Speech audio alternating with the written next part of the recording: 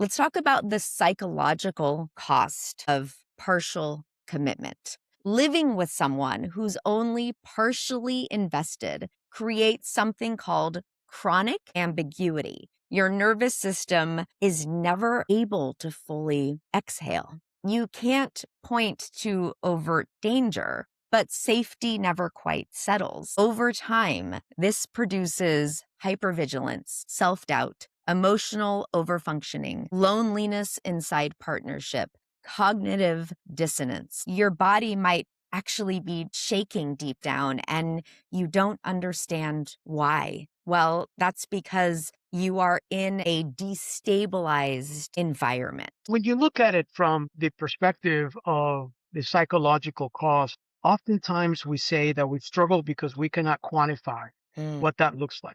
We don't really know what we don't know about the psychological toll that some of these behaviors will cause on the victim. And, at times we measure those through tests, trauma levels, sometimes even MRI, right?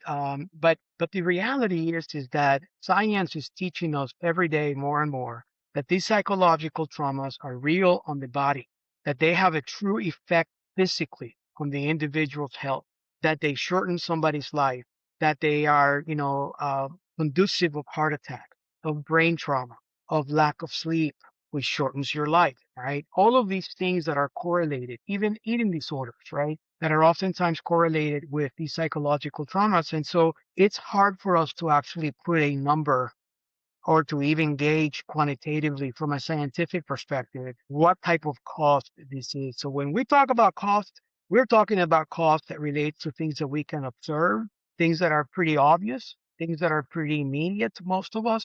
But in reality, things are a lot worse than what they seem to be from those of us that measure behavior and the impact of that behavior on somebody's psychological